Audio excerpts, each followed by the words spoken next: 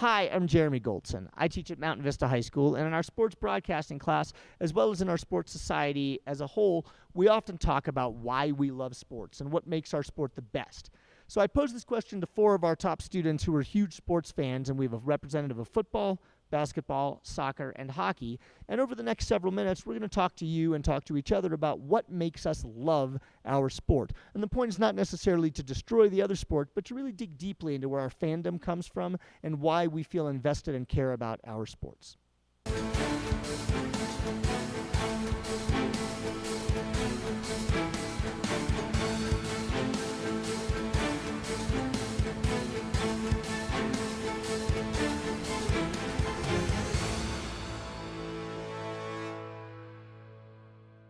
Here are our panelists. I'd like to introduce to you our panelists. Bryce Tracy is our football fan.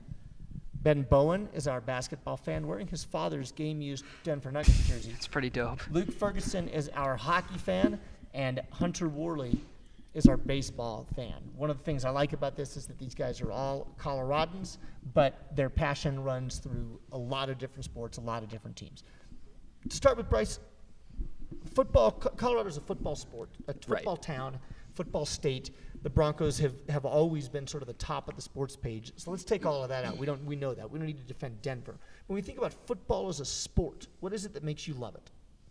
Well, I first fell in love with it back in 2011 because it comes down to the wire, you know. In 2011, the Broncos had a playoff game against the Pittsburgh Steelers. I'm sure you remember that game, where Tim Tebow had that miracle pass to Demaryius Thomas, and he ran it all the way to Foxborough for the divisional round and winning the wild card playoffs. So personally, I think, you know, it's all about those miracle moments. Like in that sport, when it comes down to the wire in football, it's just that moment that you don't get to feel in many other sports as often, and it's incredible. The fact that there's an offense and a defense means that the mechanisms with which teams can score are more limited than they would be in other sports, and that intensity factor goes up. Does it? One of the questions with football in 2018 is the violence of the sport. Is this something that attracts you to it? Is it something that you don't like?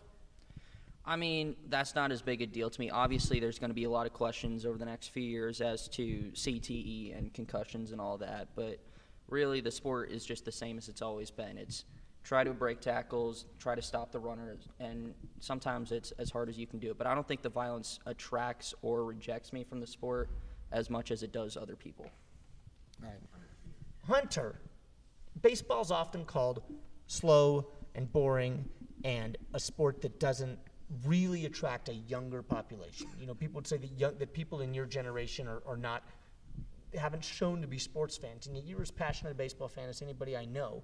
What is it about the game of baseball that makes you so excited about it? Yeah, I think that in baseball there's so much more than just the ball and the bat. I think there's matchups and there's, you know, you have to use what you have, and every day I think one thing that attracts me to baseball is there's a chance you'll see something you've never seen before.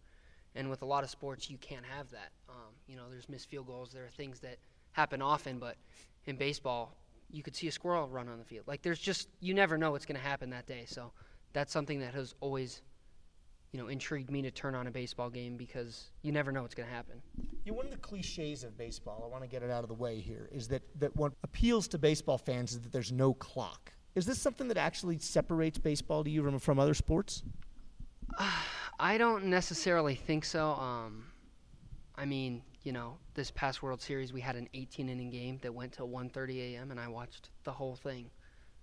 So I think that that's something that is appealing to maybe me, but not everyone. I think that the fact that there's no clock allows for the fans to maybe get more invested because, you know, in a soccer game you have 90 minutes and as soon as it's over, like, the game is done. But baseball, you don't have that, so I think there's just more wiggle room, I guess I would say, for things to happen and momentum to shift, and there's just no clock, so I think it makes the game better.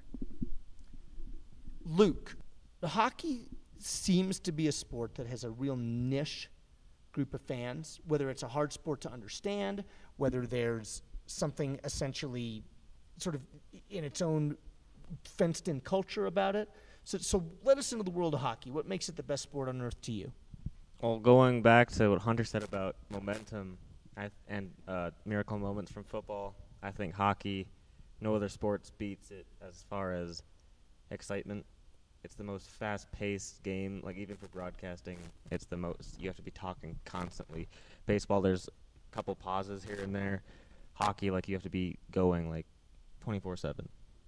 And you like that as a fan, too, that you get moments to breathe, but they're brief. Yeah, I do. Ben, you're our basketball fan. What is it about basketball that makes it the game that you just live for? I mean, there's just sort of vibe that goes through the game. You know, as Hunter said, anything can happen. You know, nowadays you're seeing people like Kyrie Irving and Russell Westbrook and Steph Curry doing things like that nobody had ever seen before. Kyrie will come down and make a move that, and you're like, what the hell just happened, you know?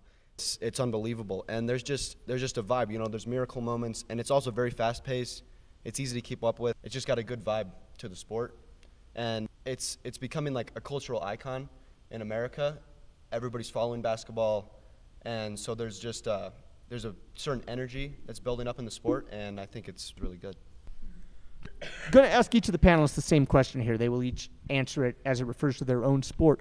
When we think about the most exciting possible moment in your sport, not necessarily a specific penalty kick if we're using soccer, which is not represented here, but tell me what, for you as a fan, is the most exciting moment in your sport. We'll start with you, football. Bryce. Well, I think, you know, you think of that last second play, you know, you don't know what's going to happen. The game's on the line. Anything can happen. They can, as we've seen times, they're going to try to power their way in. Maybe the defensive line stops and maybe easily run through. Maybe they try to go for the short pass and it gets picked off at the goal line like in Super Bowl 49. Or maybe, you know, anything can happen in that moment. And it's just that crazy sort of suspense that makes 3 seconds feel like eternity, that makes it such a great sport to watch. Ben? For me, it's just like, you know, tie game, 30 seconds to go in the fourth quarter. And it doesn't matter. It can be playoffs or it can be regular season. I mean, even preseason for me, not for many fans, but any time, you know, just those moments where you know that the big player is going to step up and hit a shot. And it's just moments like that. You'll be watching, what was it, 2 years ago, Game 7, LeBron versus Kevin Durant in the finals. You know, you're watching those plays. Kevin Durant comes down, drills a three right over LeBron with 30 seconds to go. It's plays like that make it such a memorable sport. And, I mean, there's so many of them. Like, it's all the time. It's constantly happening. Last year with the Nuggets, we're playing against the Thunder, probably our best win of the season down the stretch, trying to make that playoff push, which we didn't get, but still a really good game where we got 1 second left. Jokic is inbounding the ball, and he throws it across the court to Gary Harris for a three-pointer to win the game. I mean, it's just like those moments are what make the sport so fun to watch, and it's just something there that is really exciting for me. Luke? I got to go with Game 7 in the Stanley Cup playoffs. I mean, each team has 3 wins each. It's kind of like once you get to the overtime of Game 7, you kind of wipe all that out. Right, and of course in overtime it's sudden death. Yeah, like you're done. Like one bad bounce. 2014, the Avs, Wild, Game 7. Avs were favored in that series. It was Patrick Waugh's first season as head coach. I think it was 4-4.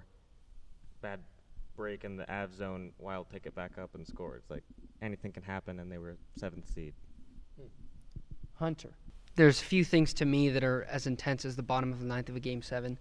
And as a Giants fan, I have to go back to 2014, in the bottom of the ninth, the Royals and Giants. The Giants have their superhero Bumgarner on the hill. He's on 2 days rest, has thrown 60-plus pitches, and the tying run is at third base. The winning run is at the plate. One mistake and the game is over, or you have to make your best pitch, and again, you win the World Series.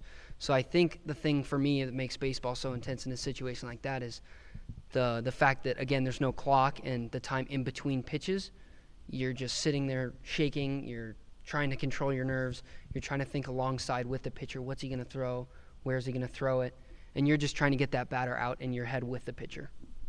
Really interesting to sort of summarize what these guys said, in that for Bryce in football, that you've got 11 players doing one thing and 11 players in opposition, and time is absolutely an issue. You've got one chance to do it. And for Ben, it's the dynamism of the one-on-one matchup. There's nobody else on the court that matters which guy is better in that moment. And I think that is something that is pretty unique to basketball.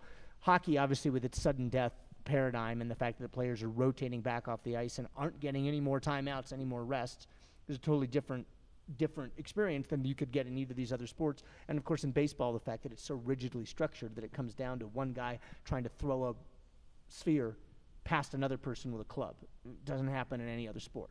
All right, we're going to shift gears a little bit and talk about the negatives of these sports. So I will present each one of our panelists with a problem with their sport and give them a chance to defend it. I'm going to start with baseball. And Hunter, nothing happens in baseball. 4 hours, players walk on and off of the field, everybody strikes out. Explain to me how this boring, tedious game is the most. Help me understand. Right about that. Ben loves that right there. I think the thing that's so great about baseball is, how many people watch the Super Bowl every year. It's in the hundreds of millions, right? It's just a crazy number. But in baseball, it takes a very specific person to appreciate the game. And I think that's what makes a game, like the World Series game this year that went over 7 hours. I think that's what makes it so incredible, is that you have to be invested. You have to love the sport. You have to understand, that one bad pitch, Max Muncy hits over the wall, and the Dodgers go home winning. So it's only boring because we're not smart enough to understand it. You said it, not me. I think that it just takes a certain kind of patience and understanding of the game to appreciate those games that maybe nothing necessarily happens, where it's a 1-0 game, but both starters went 7 innings, and you can appreciate just how well each player is performing, but somebody else is matching it, so there's no score. And I think that's one thing that's amazing about baseball. All right, Luke, I can't see the puck. What's going on in this game? I can't even find this little tiny object. These guys are just skating in circles, and then 45 seconds later they leave, or they get in a fight. I don't understand this game at all. I can't follow the puck. Well, you either need to get a bigger TV so you can see it, or Tell that to my wife. Well, so obviously I personally think watching a game live is better than on TV. I mean, I still love it on TV. It's something we will talk about here. Yeah, I guess it's hard to see. People have said that to me over the years. I mean, the ice is white. Maybe just follow where the sticks are. You can figure it out from there. I mean, well, it's an interesting problem. Is there something to be said for? I mean, I think Hunter said the same thing, that of course, to somebody who's not a fan of the sport, this challenge is there. But for somebody who's invested in it, how do you deal with the fact that, how do you anticipate where the puck is going? Because that's the issue, right? Mm-hmm. That I'm too busy watching the players, and you can't watch hockey and watch the puck. Yeah. How do I learn that? Well, yeah, and even some of the camera guys do a bad job, because they'll normally do a widescape shot of the ice, which, someone could throw it down the ice and you wouldn't even know. But they've gotten a little better at it, and especially with, like, if a defenseman is going up the ice, he's going to move his body one way or the other. If he's moving it this way, you're probably going to know the puck's going that way. Yeah, I guess it's more about being more invested, or if you've played hockey before, you'd know what more the passes look like, so it's easier to follow. But for someone that's never seen hockey before, I don't really know.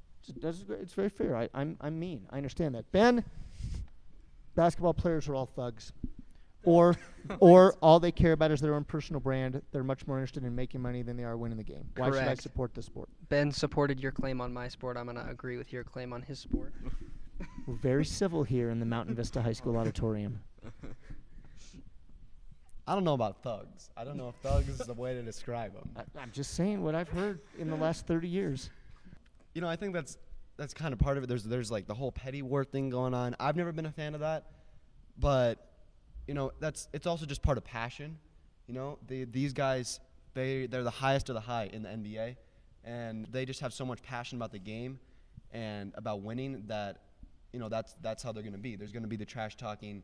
There's going to be the Twitter, the comments on everything, and that's part of the excitement for a lot of people. Trash talking is a big part of basketball, and it's become a part of basketball in today's game. And about the selfish with the brands, their own brands, is that what you said? I did. More interested in making money than winning games. I mean, I think Call this the that's Stephon Marbury curse. Isn't Stephon Marbury playing in China? Still, like 50 years old. Obviously, I think, these guys have worked this hard to be up here at this high level, that they should be making tons of money. I think it is a problem. Sometimes guys take it for granted. But I think sometimes there's those guys that don't take it for granted. They're making a lot of money and they have all the brands and whatever. Like take LeBron for example.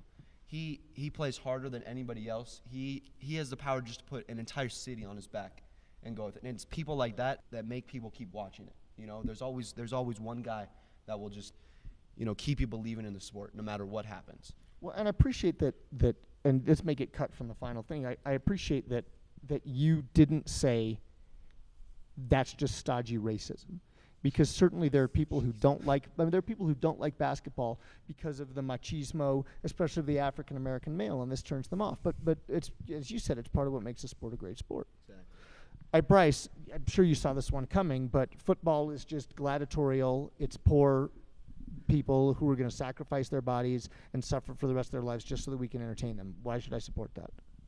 Well, I disagree with that because I think there's not as much of that in, say, football as there is basketball.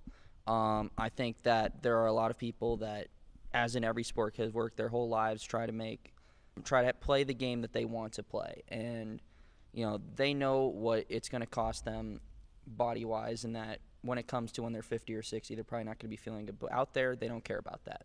All they care about is trying to play hard, win some games, and ultimately come away with the ring. And you know, a lot of players they'll throw everything they have in that and don't get it, but it's the magic you see from these players, the want, the yearn to get this championship every single season that makes it such a fun sport to watch, even though they are probably going to, you know, I would say 1 in every 10 players or less gets some sort of season-ending injury every year. And, you know, that's the sacrifice you have to get in order to be the best and win the championship. And that's just what I think makes it fun is, you know, you never know who you're going to have at the end of the road. And you have to be able to work around that. And that's what makes it, you know, great for such a short season. All right, shifting gears a little bit. Think about something about your sport that nobody knows that's magical to you, and describe this thing that we don't know. We're not an insider. We don't understand the game. What's this thing about your sport that's really just super special and magical that nobody would know? Luke, we'll start with you. I'd have to go with the trophy.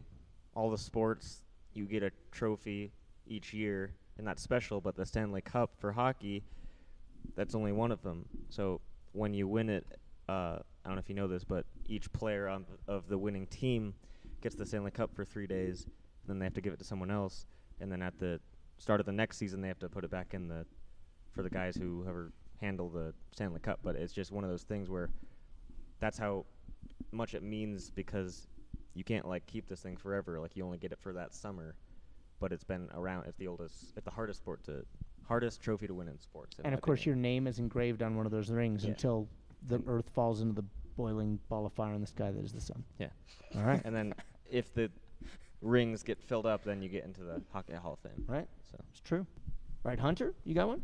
Yeah, I'll try. I think one thing about baseball is its history that makes it just so unmatched. I think that, you know, you have guys like Mike Trout who are breaking records right and left, but then you have some records that, in my opinion, will never die. Like, I don't think anyone is ever going to beat Joe DiMaggio's hit streak. I think the fact that history is so rich in the sport, yet some of it's being beaten today, but there's also some of it that I think will never be touched. You know, you have the dreaded New York Yankees who have 27 World Series rings. You know, in my lifetime, I may never see a team that matches that. And I think that's something that's pretty incredible. But then you have teams like the Dodgers who, you know, are setting records in all the wrong ways. Of course, as a Giants fan, I'm going to say that. You know, they've won 6 straight NL West titles, and they've yet to win a World Series. So you have things on both sides of the spectrum that make it interesting. And that history is present every single day. Bryce? I would say that in football, compared to other sports, you need more than one person to win a championship. Like in baseball this past year, Mookie Betts and J.D. Martinez sort of carried the Red Sox. In basketball, LeBron James has carried the Cleveland Cavaliers for so long, whereas in football, you need a group of people around you. Like you look at the past Super Bowl champion, the Philadelphia Eagles. They had 2 quarterbacks that drove them the whole way. You had a whole group of running backs, a whole group of wideouts that powered that offense all the way to a Super Bowl title. You look at all these teams, and you can't specifically pin it down on one guy that carried them in football. It's the fact that without all 53 guys, you're not going to win a title. All right. Well, hey, that concludes the panel discussion part of our program. You will see each of these panelists as we keep going, talk a little bit about what the live experience is like for their sport. We thank you very much. Again, thank you to Hunter Worley, Luke Ferguson, Ben Bowen, and Bryce Tracy. I'm Jeremy Goldson for VistaNow.